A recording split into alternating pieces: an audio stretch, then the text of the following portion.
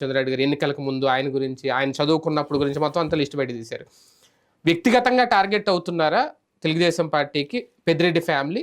లేదు జగన్‌ని, ఎందుకంటే ఈయన ఆర్థిక మూలాలకు సంబంధించిన నాయకులు ముందు టార్గెట్ చేశారు కాబట్టి అధికారంలోకి రాగానే ఆ యాంగిల్‌లో పెద్దిరెడ్డి వైపు నుంచి నరుక్కొస్తున్నారు. అంతే, రెండు వైపులా కలిపి అనుకోవాలి, ఒకటి కాదు. అటు రాజకీయంగా చంద్రబాబునే కుప్పంలో ఓడించడానికి ప్లాన్ చేశాడు కాబట్టి ఆయన్ని పొంగనూరులోనే దెబ్బ కొట్టడం కోసం మొన్న అధికారంలోకి రాగానే తెలుగుదేశం అక్కడ అదే చల్లాబాబు ప్లాన్ చేసి పొంగనూరుకి సంబంధించిన 13 మందిని కౌన్సిలర్లు ఇటుపక్క తీసుకున్నారు.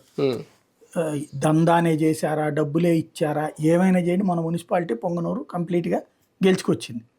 ఆ రోజున ఏకగ్రీవాలు అయిపోయినాయి. ఏకగ్రీవం అయినవనే మున్సిపల్ కమిషనర్, ఇదే మున్సిపల్ చైర్మన్ కూడా, అతను కూడా అటు వెళ్ళిపోయాడు, తెలుగుదేశం వైపుకి వెళ్ళిపోయాడు.